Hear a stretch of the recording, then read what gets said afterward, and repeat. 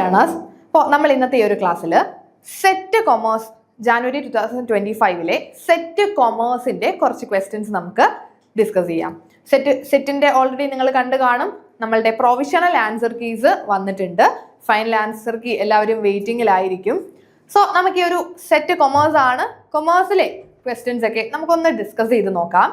Provisional answer key വെച്ച് നമുക്കൊന്ന് നോക്കാം അല്ലേ. അപ്പൊ ഏതൊക്കെയാണ് കറക്റ്റ് ആൻസർ, ഇനി ഏതെങ്കിലും ക്വസ്റ്റ്യൻസ് ചലഞ്ച് ചെയ്യേണ്ടതായിട്ടുണ്ടോ, അല്ലെങ്കിൽ ഏതെങ്കിലും ക്വസ്റ്റ്യൻസിൽ നമ്മൾ ഈ പറയുന്നത് പോലെ യഥാർത്ഥ ആൻസർ കറക്റ്റ് ആൻസർ അല്ലാത്ത ഏതെങ്കിലും ക്വസ്റ്റ്യൻസ് വന്നിട്ടുണ്ടോ എന്നൊക്കെയുള്ള കാര്യങ്ങൾ നമുക്ക് ഇതിൽ കൂടി ഡിസ്കസ് ചെയ്ത് പോകാം. അപ്പൊ നമുക്ക് നേരെ ക്വസ്റ്റ്യൻ ഡിസ്കഷനിലേക്ക് തന്നെ കടക്കാം. സോ നമ്മുടെ കൊമേഴ്സ് ഏരിയയിൽ നിന്നുള്ള ക്വസ്റ്റ്യൻസ് നിങ്ങൾക്ക് നോക്കിയാൽ മനസ്സിലാകും. വളരെ സിമ്പിൾ ആയിട്ടുള്ള ക്വസ്റ്റ്യൻസ് ആണ് ഈ വട്ടം ചോദിച്ചിട്ടുള്ളത്. വളരെ സിമ്പിൾ ആണ്.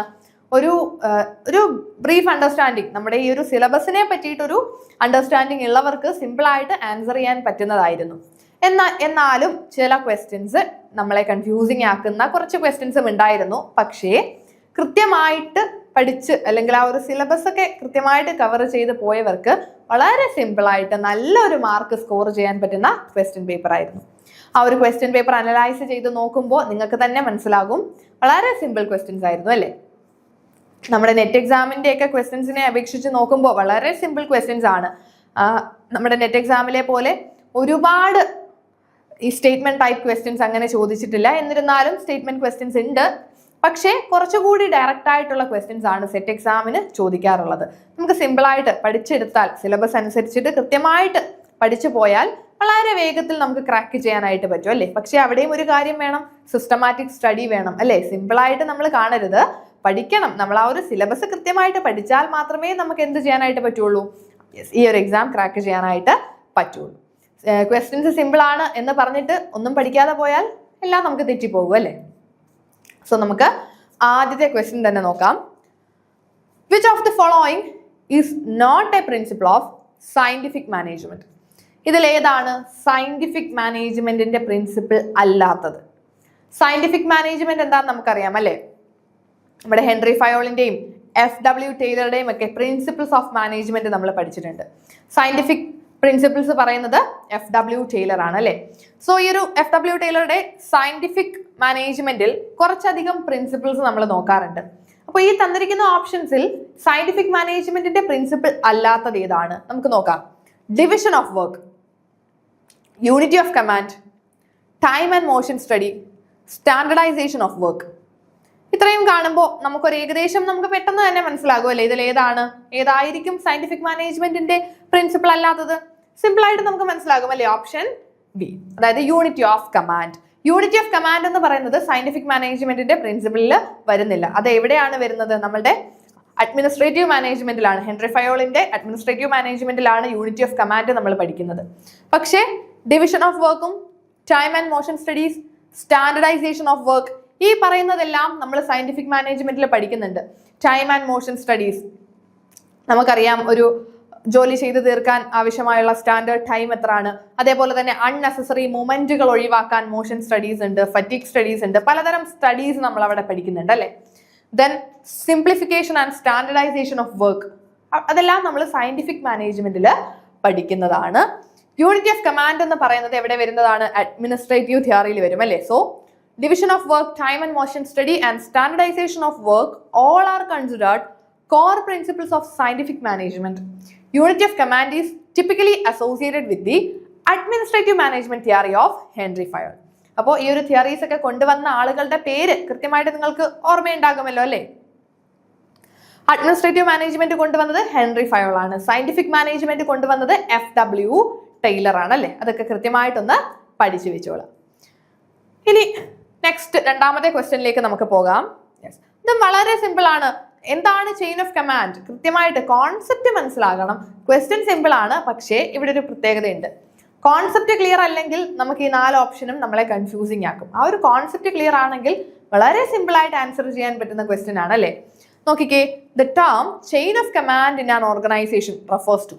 എന്താണ് ചെയിൻ ഓഫ് കമാൻഡ് എന്ന് ഉദ്ദേശിക്കുന്നത്? ചെയിൻ ഓഫ് കമാൻഡ് ഒക്കെ നമുക്കറിയാം അല്ലേ. അതോറിറ്റി, റെസ്പോൺസിബിലിറ്റി, റിലേഷൻഷിപ്പുകളൊക്കെ ചെയിൻ ഓഫ് കമാൻഡിനകത്താണ് വരുന്നത്. സോ നമുക്ക് ഓരോ ഓപ്ഷൻസും ഒന്ന് നോക്കാം.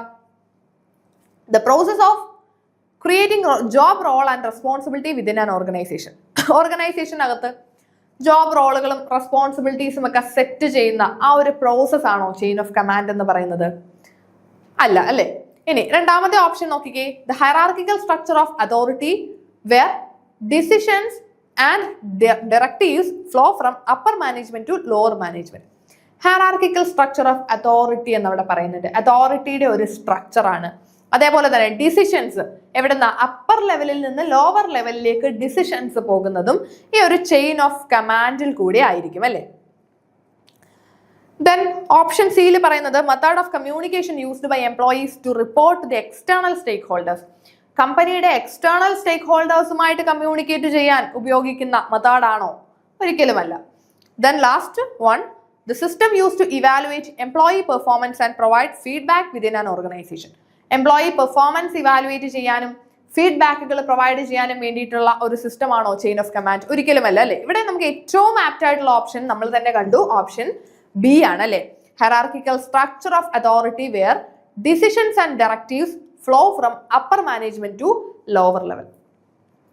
അപ്പർ ലെവലിൽ നിന്ന് ലോവർ ലെവലിലേക്ക് ഡിസിഷൻസും ഡയറക്ഷൻസും ഒക്കെ പോകുന്ന ഒരു ഹയറാർക്കിക്കൽ സ്ട്രക്ചർ ഓഫ് അതോറിറ്റിയെ നമുക്ക് എന്ത് പറയാം? ചെയിൻ ഓഫ് കമാൻഡ് എന്ന് പറയാം. ഇവിടെ നമുക്ക് കാണാം, ചെയിൻ ഓഫ് കമാൻഡിൽ നമ്മൾ സ്കാലർ ചെയിൻ ഒക്കെ പഠിക്കുന്നുണ്ട്. അവിടെ തീരുമാനങ്ങൾ അല്ലെങ്കിൽ ഈ പറഞ്ഞിരിക്കുന്ന കമാൻഡുകൾ പോകുന്നുണ്ട്, അല്ലേ? കമാൻഡുകൾ പോകുന്നത് എങ്ങനെയാ? എപ്പോഴും കമാൻഡ് പോകുന്നത് അപ്പർ ലെവലിൽ നിന്ന് ലോവർ ലെവലിലേക്കായിരിക്കും, ടോപ്പ് ലെവലിൽ നിന്ന് ലോവർ ലെവലിലേക്കായിരിക്കും, അല്ലേ? അവിടെ ഡിസിഷൻസും ഡയറക്ഷൻസും എല്ലാം ടോപ്പ് ലെവലിൽ നിന്ന് ലോ ലെവലിലേക്കായിരിക്കും പോകുന്നത്. കൃത്യമായിട്ട് മനസ്സിലാക്കി വെച്ചോളണം. So the chain of command is usually depicted on an organizational chart which identify the superior and subordinate relationship in the organization structure. അപ്പോൾ ഈ ഒരു ചെയിൻ ഓഫ് കമാൻഡിൽ കൂടി നമുക്ക് സുപ്പീരിയർ സബോർഡിനേറ്റ് റിലേഷൻഷിപ്പുകൾ അറിയാനായിട്ട് പറ്റും, അല്ലേ? ഓരോരുത്തരും ആരോടാണ് റിപ്പോർട്ട് ചെയ്യേണ്ടത് നമുക്കറിയാം.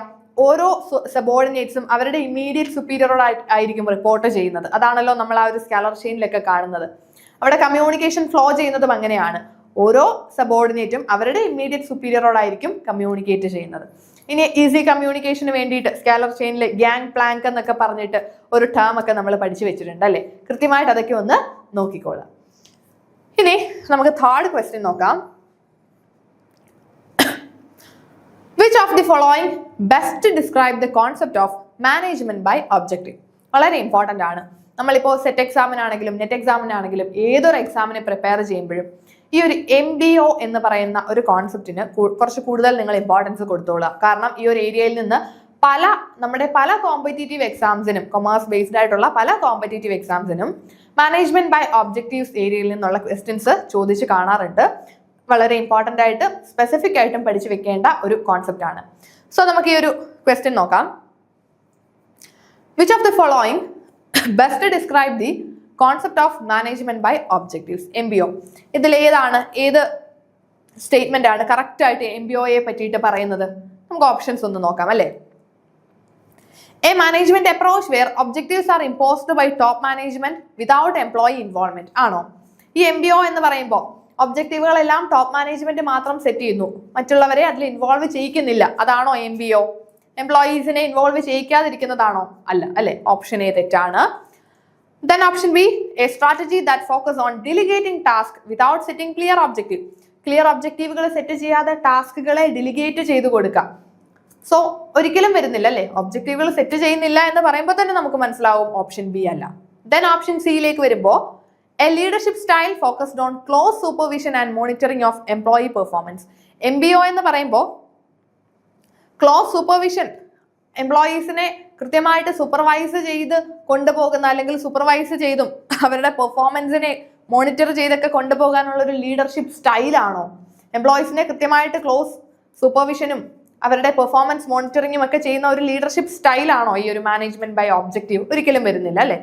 Last option, A system wear managers and employees jointly set specific measurable goals and progress is reviewed periodically. Yes, exactly option D ആണ് നമ്മുടെ കറക്റ്റ് ആൻസർ. അതായത് A system wear managers and employees jointly set specific measurable goals. അതായത് എംപ്ലോയീസും മാനേജേഴ്സും ചേർന്നിട്ട് specific ആയിട്ടുള്ള ഗോളുകൾ set ചെയ്യും, അല്ലേ? അതാണ് മാനേജ്മെന്റ് ബൈ ഒബ്ജക്റ്റീവ്സ്. ഓരോ ഒബ്ജക്റ്റീവുകൾ സെറ്റ് ചെയ്യുക. Then progress is reviewed periodically നമ്മൾ റിവ്യൂ ചെയ്യും. ഓരോ ഒബ്ജക്റ്റീവും സെറ്റ് ചെയ്ത് വെച്ചാൽ മാത്രം മതിയോ? അല്ല, ഈ ഒബ്ജക്റ്റീവുകൾ അച്ചീവ് ചെയ്യുന്നുണ്ടോ എന്ന് കൂടി നോക്കണം അല്ലേ. ഇപ്പൊ നമ്മൾ ഒബ്ജക്റ്റീവുകൾ സെറ്റ് ചെയ്ത് വെക്കും, അതനുസരിച്ചിട്ട് പീരിയോഡിക്കലി ഈ സെറ്റ് ചെയ്ത് വെച്ച ഒബ്ജക്റ്റീവുകൾ അച്ചീവ് ചെയ്യാൻ പറ്റുന്നുണ്ടോ എന്ന് കൂടി റിവ്യൂ ചെയ്ത് പീരിയോഡിക്കലി അതിനെ ഇവാലുവേറ്റ് ചെയ്ത് പോകുന്നതാണ് മാനേജ്മെന്റ് ബൈ ഒബ്ജക്റ്റീവ്സ് എന്ന് പറയുന്നത്. So MBO is a management approach where managers and employees collaboratively set specific measurable goals and then regularly monitor progress to ensure alignment between individual performance and the organizational overall objectives. അപ്പോൾ ഈ ഒരു നമ്മൾ specific ആയിട്ട് അല്ലെങ്കിൽ പീരിയോഡിക്കലായിട്ട് നമ്മൾ ഈ ഒരു evaluations നടത്തുന്നത് ഇൻഡിവിജ്വൽ പെർഫോമൻസും ഓർഗനൈസേഷണൽ പെർഫോമൻസും രണ്ടും കൃത്യമായിട്ട് പോകുന്നുണ്ടോ, അതേപോലെ നമ്മൾ സെറ്റ് ചെയ്ത് വെച്ച ഒബ്ജക്റ്റീവുകൾ അച്ചീവ് ചെയ്യാൻ പറ്റുന്നുണ്ടോ, ഇങ്ങനെയുള്ള കാര്യങ്ങളെ കൃത്യമായിട്ട് മോണിറ്റർ ചെയ്യാനാണ് നമ്മൾ ആ ഒരു പീരിയോഡിക്കൽ ഇവാലുവേഷൻസും നടത്തി പോകുന്നത്. സോ MBO കൃത്യമായിട്ട് മനസ്സിലാക്കി വെച്ചോളണം. ഫോർത്ത് ക്വസ്റ്റ്യൻ നോക്കാം. The main difference between traditional and modern management is that modern management focus on, നമുക്കറിയാം ട്രഡീഷണൽ മാനേജ്മെന്റും മോഡേൺ മാനേജ്മെന്റും ഒക്കെ പണ്ട് ഒരു കമ്പനിയിൽ എങ്ങനെയാണ്, അതായത് ഒരു വലിയൊരു കമ്പനിയിൽ മാനേജേഴ്സ് എങ്ങനെയാണ് ആളുകളെ മാനേജ് ചെയ്തിരുന്നത്, ഇനി അത് ട്രഡീഷണൽ രീതിയുമുണ്ട്. അതേപോലെ തന്നെ ഇപ്പോൾ ഉള്ള കമ്പനീസിലുള്ള മാനേജ്മെന്റ് സ്റ്റൈലുകൾ തന്നെ വ്യത്യാസമാണ് അല്ലേ. ഇപ്പോൾ ട്രഡീഷണൽ മാനേജ്മെന്റും മോഡേൺ മാനേജ്മെന്റും തമ്മിൽ വലിയൊരു ഡിഫറൻസ് ഉണ്ട്. പണ്ട് ആളുകൾ ചെയ്തിരുന്ന രീതിയിലല്ല ഇപ്പോൾ ഒരു കമ്പനിയിലെ മാനേജ്മെന്റ് നടക്കുന്നത്.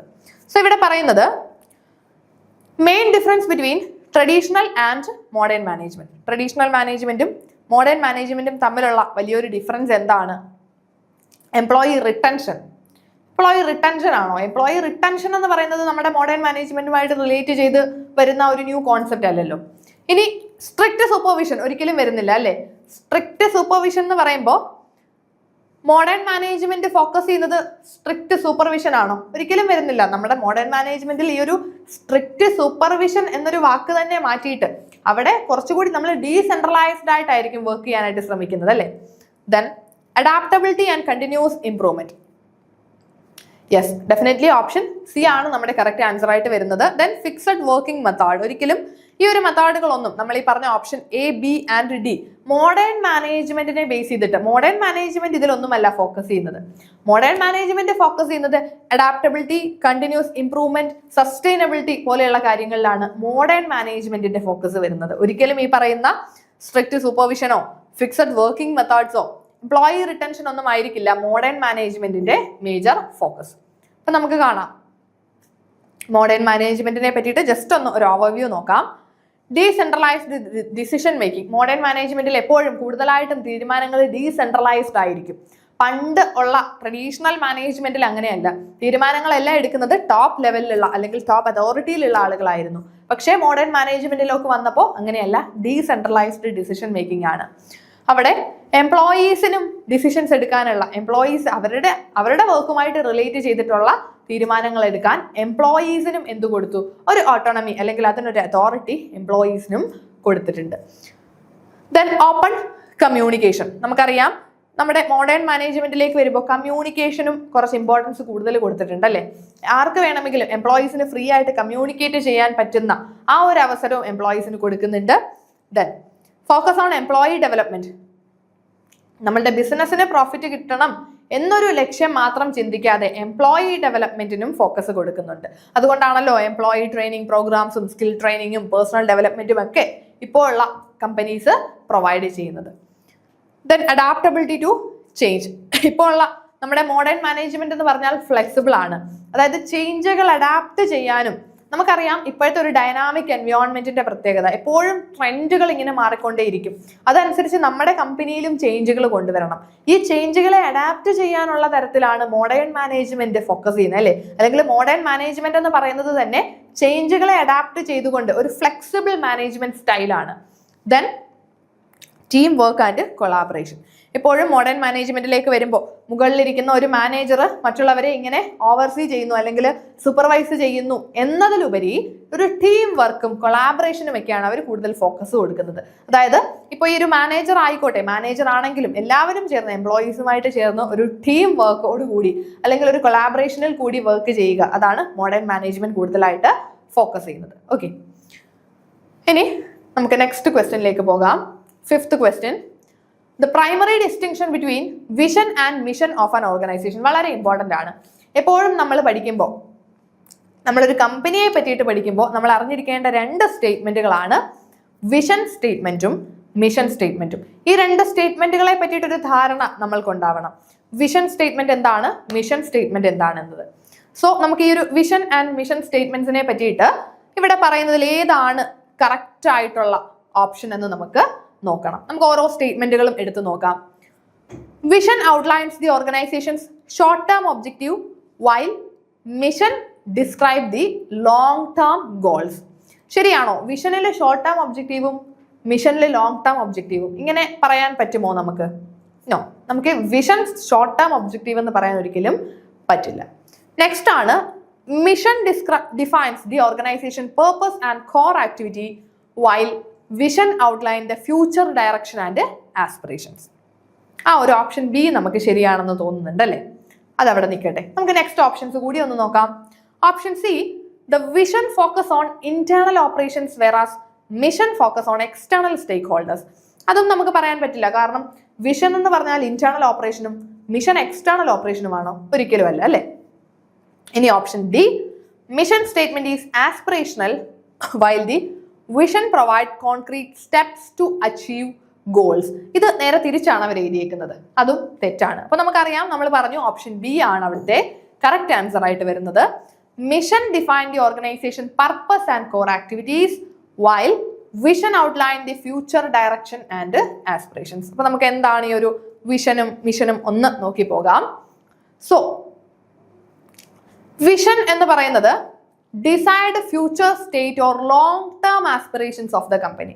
കമ്പനിയുടെ ഫ്യൂച്ചർ ഒരു 10 വർഷം, ഒരു 20 വർഷം കഴിഞ്ഞ് കമ്പനി എവിടെ നിൽക്കണം? ഇപ്പോൾ ഒരു ചെറിയ കട, ഒരു പെട്ടിക്കടയായിട്ട് തുടങ്ങുന്ന ഒരു കടയാണ്. ഈ കട ഒരു 20 വർഷം കഴിഞ്ഞ് ഒരു മൾട്ടിനാഷണൽ കമ്പനിയായി മാറണം. അതാണ് നമ്മളുടെ വിഷൻ എന്ന് പറയുന്നത്. അതായത് ഫ്യൂച്ചർ ഗോളാണ്. നമ്മൾ ഒരു പീരീഡ് കഴിഞ്ഞ് ഈ ഒരു കമ്പനി ഏത് നിലയിൽ എത്തണം എന്ന് പറയുന്നതാണ് വിഷൻ. അതായത് ലോങ് ടേം ഗോളുകളാണ് വിഷൻ എന്ന് പറയുന്നത്.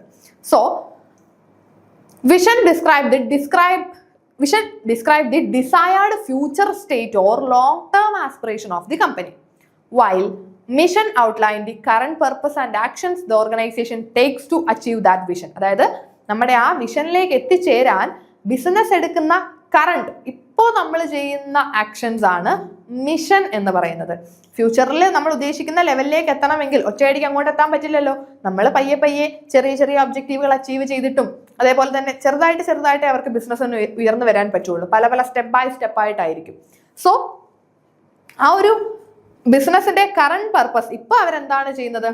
അവരുടെ എക്സിസ്റ്റൻസ് അതേപോലെ തന്നെ current actions take to achieve the വിഷനിലേക്ക് എത്താനായിട്ട് അവരെടുക്കുന്ന ആക്ഷൻസും സ്റ്റെപ്പുകളും എല്ലാം മിഷൻ സ്റ്റേറ്റ്മെന്റിൽ പറയും. So vision is your dream destination. Vision എന്ന് പറയുന്നത് നമ്മളുടെ ഡ്രീം, നമ്മുടെ വിഷൻ എന്ന് പറയല്ലേ, നമ്മൾ മുന്നിൽ കാണുന്നത്. നമ്മൾ ഒരു 10 വർഷം കഴിഞ്ഞ് നമ്മൾ ഏത് ജോലിയിൽ നിൽക്കണം, നമ്മൾ എവിടെ എത്തിച്ചേരണം എന്നൊക്കെ നമുക്ക് കുറച്ച് വിഷൻ ഉണ്ടല്ലോ. നമുക്കൊരു ടീച്ചിങ് ജോബാണ് ആഗ്രഹിക്കുന്നത്. അപ്പോൾ ഒരു 2 വർഷം അല്ലെങ്കിൽ ഒരു 3 വർഷം കഴിയുമ്പോൾ നമ്മൾ ഏതൊരു പൊസിഷനിൽ നിൽക്കണം, അതാണ് നമ്മളുടെ vision.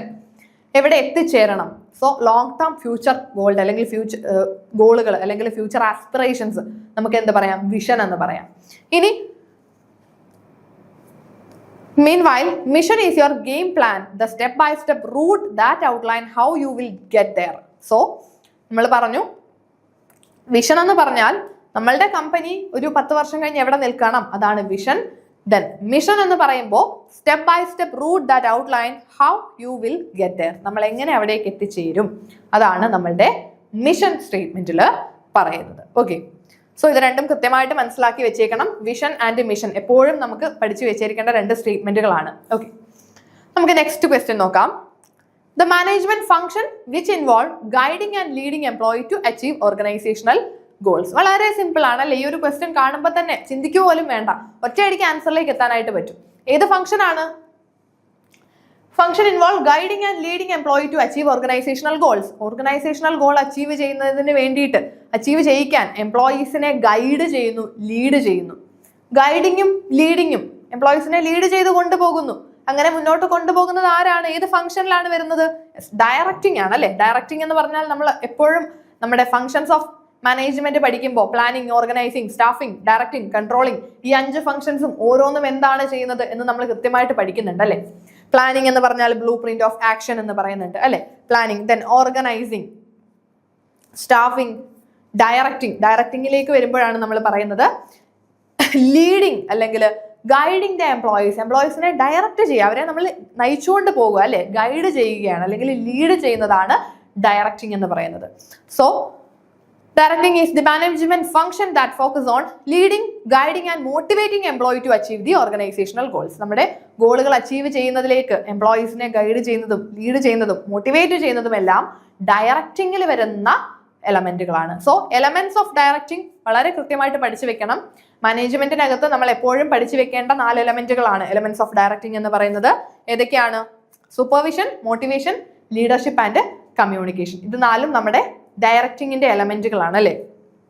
Supervision, motivation, leadership and communication എന്ന് പറയുന്നത് ഇത് 4ഉം ഡയറക്റ്റിംഗിൽ വരുന്നതാണ്. ഇപ്പൊ എംപ്ലോയീസിനെ നമ്മൾ ഡയറക്റ്റ് ചെയ്യണമെങ്കിൽ നമുക്ക് എന്തൊക്കെ കാര്യങ്ങൾ വേണം? അവരെ സൂപ്പർവൈസ് ചെയ്യണം, മോട്ടിവേറ്റ് ചെയ്യണം, ലീഡർഷിപ്പ് അല്ലെ, നമ്മളൊരു ലീഡറായിട്ട് നിൽക്കണം അല്ലെ. അവർക്ക് ലീഡർഷിപ്പ്, അവർക്കുള്ള ആവശ്യമുള്ള കാര്യങ്ങൾ പറഞ്ഞു കൊടുക്കുക, അല്ലെങ്കിൽ എങ്ങനെയാണ് ആ വർക്ക് ചെയ്യേണ്ടതെന്ന് പറഞ്ഞു കൊടുക്കണം, അവരെ ലീഡ് ചെയ്യണം. ദെൻ കമ്മ്യൂണിക്കേഷൻ, കൃത്യമായിട്ട് കമ്മ്യൂണിക്കേറ്റ് ചെയ്യണം എംപ്ലോയീസുമായിട്ട്. ഇതെല്ലാം ഡയറക്റ്റിംഗിന്റെ എലമെന്റുകളായിട്ട് വരുന്നതാണ്. സോ നമുക്ക് നെക്സ്റ്റ് ക്വസ്റ്റ്യൻ നോക്കാം. Yes, organisational behaviour primarily focus on the study of, നമ്മൾ OB എന്ന് പഠിച്ചിട്ടുണ്ട് അല്ലെ, ഓർഗനൈസേഷൻ ബിഹേവിയർ എന്ന് പറയുന്നത്. ഓർഗനൈസേഷൻ ബിഹേവിയർ എന്ന് ഉദ്ദേശിക്കുന്നത് എന്താണ്? ഒരു ഓർഗനൈസേഷന്റെ ബിഹേവിയറിനെ പറ്റിയിട്ട് പഠിക്കുന്നു. സിമ്പിൾ ആയിട്ട് നമ്മളൊരു ലോജിക്ക് കൊണ്ട് ചിന്തിച്ചാൽ ഒരു ഓർഗനൈസേഷന്റെ ബിഹേവിയറിനെ പറ്റിയിട്ട് പഠിക്കുന്നു. ഓർഗനൈസേഷന്റെ ബിഹേവിയർ എന്ന് പറയുമ്പോൾ അതിൽ എന്തൊക്കെ കാര്യങ്ങൾ വരും? നമുക്ക് ജസ്റ്റ് ഈ ഒരു ഓപ്ഷൻസ് ഒന്ന് നോക്കാം. Machines and system in organisation, ഓർഗനൈസേഷനകത്തുള്ള മെഷീനറീസിനെ പറ്റിയിട്ടാണോ പഠിക്കുന്നത്? ഓർഗനൈസേഷനിലകത്തുള്ള മെഷീനറീസിന് ബിഹേവിയർ ഉണ്ടോ? അവര് എങ്ങനെയെങ്കിലുമൊക്കെ ബിഹേവ് ചെയ്യാറുണ്ടോ? ഇല്ല. ഓർഗനൈസേഷനിലുള്ള മെഷീനറീസിന് ബിഹേവിയർ ഇല്ല അല്ലെ, അവര് ബിഹേവ് ചെയ്യുന്നില്ല. അവര് മെഷീനറീസിന്റെ ജോലി എന്താണോ ആ ഒരു വർക്ക് അത് ചെയ്യുന്നു, കംപ്ലീറ്റ്ലി ഓട്ടോമാറ്റിക് ആണ്. അവിടെ അവർക്കൊരു ചിന്ത അല്ലെങ്കിൽ ഒരു ബിഹേവിയർ, ഒരു സ്വഭാവം ഒന്നും മെഷീനറീസിന് വരുന്നില്ല. സോ മെഷീൻസിന്റെയും സിസ്റ്റംസിന്റെയും സ്റ്റഡി അല്ല എന്ന് നമുക്കറിയാം. Then individual and group behaviour within organisation പരിഗണിക്കാവുന്നതാണ് അല്ലെ. ഓർഗനൈസേഷൻ ബിഹേവിയർ എന്ന് പറഞ്ഞാൽ ഓർഗനൈസേഷന്റെ ബിഹേവിയർ, ഓർഗനൈസേഷൻ എന്ന് പറയുമ്പോൾ ഒരു ഓർഗനൈസേഷനെ സംബന്ധിച്ചിടത്തോളം അവിടെ ബിഹേവിയർ ഉള്ള, അവിടെ സ്വഭാവങ്ങളുള്ളവർ ആരാ? മനുഷ്യരേ ഉള്ളൂ അല്ലെ. മനുഷ്യർ മാത്രമേ ഉള്ളൂ അവിടെ ബിഹേവ് ചെയ്യുന്ന ആളുകൾ. സോ ഈ ഒരു ബിഹേവ് ചെയ്യുന്ന ആളുകൾ എന്ന് പറഞ്ഞാൽ ഓൺലി ഇൻഡിവിജ്വൽസ് ആണ്. അപ്പോൾ ഓർഗനൈസേഷൻ ബിഹേവിയർ എന്ന് പറഞ്ഞാൽ ആ ഒരു ഓർഗനൈസേഷനിൽ വർക്ക് ചെയ്യുന്ന ആളുകളുടെ ഇൻഡിവിജ്വൽ ബിഹേവിയറും ഗ്രൂപ്പ് ബിഹേവിയറും. അവർ ഒറ്റയ്ക്ക് ചെയ്യുമ്പോൾ എങ്ങനെ ജോലി ചെയ്യുന്നു? ഗ്രൂപ്പ് ആയിട്ടുള്ള ബിഹേവിയർ എന്താണ്? അപ്പോൾ അവരുടെ ഇൻഡിവിജ്വൽ ബിഹേവിയറിനെ പറ്റിയിട്ടും ഗ്രൂപ്പ് ബിഹേവിയറിനെ പറ്റിയിട്ടുള്ള സ്റ്റഡീസ് ആണ് ഓർഗനൈസേഷൻ ബിഹേവിയറിൽ വരുന്നത്. Then option C, financial management ഒരിക്കലും വരുന്നില്ല അല്ലെ. ഫിനാൻഷ്യൽ മാനേജ്മെന്റ് എന്ന് പറയുന്നത് ഓർഗനൈസേഷൻ ബിഹേവിയറിൽ വരുന്നതല്ല. മാർക്കറ്റിംഗ് സ്ട്രാറ്റജീസ്, ഇതൊന്നും ഓർഗനൈസേഷൻ ബിഹേവിയറിൽ വരുന്ന ടേംസ് അല്ല. സോ ഇവിടെ നമ്മുടെ answer individual and group behaviour within organisation. So organisation behaviour പല മോഡലുകൾ നമുക്ക് യൂസ് ചെയ്യാം. ഓർഗനൈസേഷൻ ബിഹേവിയറിന്റെ മോഡൽസ് ഉണ്ട്. Supportive model, custodial model, autocratic model, system model, collegial model. ഇതെല്ലാം നമ്മളുടെ ഓർഗനൈസേഷൻ ബിഹേവിയറിന്റെ മോഡൽസ് ആണ്. ഇതൊക്കെ നിങ്ങൾ കൃത്യമായിട്ട് പഠിച്ചു വെക്കുക, കാരണം വളരെ ഇമ്പോർട്ടൻ്റ് ആയിട്ട് പഠിച്ചു വെക്കേണ്ട സെറ്റ് എക്സാമിന് ചോദിക്കുന്ന ഏരിയാസ് ആണ്. നെക്സ്റ്റ് ക്വസ്റ്റ്യൻ ആണ്, which of the following is a theory related to understanding individual behaviour in organisations. ഓർഗനൈസേഷനകത്തുള്ള ആളുകളുടെ ഇൻഡിവിജ്വൽസിന്റെ ബിഹേവിയറിനെ മനസ്സിലാക്കാൻ നമുക്ക് ഉപയോഗിക്കാവുന്ന തിയറി ഇതിൽ ഏതാണ്? നോക്കിക്കേ, Maslow's hierarchy of need, Herzberg 2-factor theory, McGregor's theory X and theory Y. ഇതെല്ലാം ഇൻഡിവിജ്വൽ ബിഹേവിയറിനെ നമ്മൾ നോക്കുന്നതല്ലേ. ഈ തിയറീസ് എല്ലാം അവരുടെ ബിഹേവിയറിനെ നമുക്ക് മനസ്സിലാക്കാൻ വേണ്ടിയിട്ട് നമ്മൾ എടുക്കുന്ന അല്ലെങ്കിൽ സ്റ്റഡി ചെയ്യുന്ന തിയറീസ് ആണ്. സോ ഇവിടെ എല്ലാ തിയറീസും വരുന്നുണ്ട്. ഓൾ ഓഫ് ദ അബവ് ആണ് നമ്മളുടെ ആൻസർ. അവിടെ മാസ്ലോസ് നീഡ് ഹൈറാർക്കി തിയറി നിങ്ങൾ ഓൾറെഡി പഠിച്ചിട്ടുള്ളതാണ്. അവിടെ ആളുകളുടെ എംപ്ലോയീസിന്റെ നീഡുകളാണ്. ഓരോ നീഡ് കഴിയുമ്പോഴും നെക്സ്റ്റ് ഹയർ ലെവൽ നീഡിലേക്കായിരിക്കും എംപ്ലോയീസ് പോകുന്നത്. പിന്നെയുള്ളത് ഹെർസ്ബർഗിന്റെ 2-factor തിയറി. അവിടെ 2 ഫാക്ടേഴ്സിനെ പറ്റി പറയുന്നുണ്ട്, ഈ മോട്ടിവേറ്റിംഗ് ഫാക്ടേഴ്സും ഹൈജീൻ ഫാക്ടേഴ്സും. ഹൈജീൻ ഫാക്ടേഴ്സിനെ തന്നെ നമ്മൾ ഡിസാറ്റിസ്ഫയേഴ്സ് എന്നും പറയാറുണ്ട്. ദെൻ ബ്രൂംസ് എക്സ്പെക്ടൻസി തിയറി, അവിടെ എക്സ്പെക്ടൻസി, ഇൻസ്ട്രുമെന്റാലിറ്റി, വാലൻസ്, ഇത് മൂന്നുമാണ് എംപ്ലോയി മോട്ടിവേഷനിലേക്ക് നയിക്കുന്നത് എന്നാണ് ഈ ഒരു തിയറിയിൽ പറയുന്നത്. ഇനി organisation development is a systematic approach to, next question ആണ് OD, ഓർഗനൈസേഷൻ ഡെവലപ്മെന്റ് എന്ന് പറഞ്ഞാൽ ഇതിലേതായിരിക്കും? ഇതൊക്കെ വളരെ സിമ്പിൾ ക്വസ്റ്റ്യൻ ആണ്, നമുക്ക് അധികം എക്സ്പ്ലനേഷൻ പോലും ആവശ്യമില്ല. ക്വസ്റ്റ്യൻ കാണുമ്പോൾ തന്നെ നമുക്ക് മനസ്സിലാകും അല്ലേ? യെസ്, ഓപ്ഷൻ സി ആണ്. Improving organisational effectiveness to plan to change, organisation development ആണ്. ഓർഗനൈസേഷനകത്ത് നമ്മൾ എന്തെങ്കിലും ഒരു ചേഞ്ച് കൊണ്ടുവന്ന് ഓർഗനൈസേഷന്റെ ഡെവലപ്മെന്റ് അല്ലെങ്കിൽ അവരുടെ ഇഫക്റ്റീവ്നെസ്സിനെ ഇംപ്രൂവ് ചെയ്യിക്കുക, അതല്ലേ ഓർഗനൈസേഷൻ ഡെവലപ്മെന്റ് എന്ന് പറയുന്നത്. It is a systematic approach to improving an organization's effectiveness and performance by planned intervention that address its culture, structure, process and people, aiming to enhance its adaptability and overall health. നമുക്ക് ഒരു question കൂടി നോക്കാം. Which of the following is considered a group level outcome in organization behavior? Simple ആണ്, നമുക്കിത് പഠിക്കുക പോലും വേണ്ടാതെ തന്നെ answer ചെയ്താൻ പറ്റും അല്ലേ? ഒന്നും പഠിക്കാതെ ആൻസർ ചെയ്താൻ പറ്റുന്ന ഒരു ക്വസ്റ്റ്യൻ ആണ്. Which of the following is considered group level outcome? ഇതിൽ ഏതാണ് group level outcome? Personality, job satisfaction, team performance, perception. ഈ ഓപ്ഷനിൽ തന്നെ അതിന്റെ ആൻസറും ഉണ്ട് അല്ലേ? ഗ്രൂപ്പ് ലെവൽ എന്ന് പറയുമ്പോൾ തന്നെ നമുക്കറിയാം ടീം പെർഫോമൻസ് ആണ്. ബാക്കിയൊക്കെ പേഴ്സണാലിറ്റിയും ജോബ് സാറ്റിസ്ഫാക്ഷനും പെർസെപ്ഷനും ഒക്കെ ഇൻഡിവിജ്വൽ ആണ്. നമ്മൾ ഒരാളുടെ ഇൻഡിവിജ്വൽ ലെവൽ ഔട്ട്കവുമായിട്ട് വരുന്നത് അല്ലെങ്കിൽ ഇൻഡിവിജ്വൽ പെർഫോമൻസുമായിട്ട് റിലേറ്റ് ചെയ്യുന്നതാണ്. ഗ്രൂപ്പ് ലെവൽ എന്ന് പറയുമ്പോൾ അവിടെ ടീം പെർഫോമൻസ് ആയിരിക്കും വരുന്നത്. സോ ഈ ഒരു 10 ക്വസ്റ്റ്യൻസ് നിങ്ങൾക്ക് ക്ലിയർ ആയി എന്ന് വിശ്വസിക്കുന്നു. ഇത് നമ്മളുടെ ഒരു ടെന്റേറ്റീവ് ആൻസർ കീയുടെ ബേസിൽ നമ്മൾ ചെയ്യുന്ന ഒരു ക്വസ്റ്റ്യൻ ഡിസ്കഷൻ ആണ്. ബാലൻസ് ക്വസ്റ്റ്യൻസ് നെക്സ്റ്റ് ക്ലാസ്സിലായിട്ട് ഡിസ്കസ് ചെയ്യാം. താങ്ക്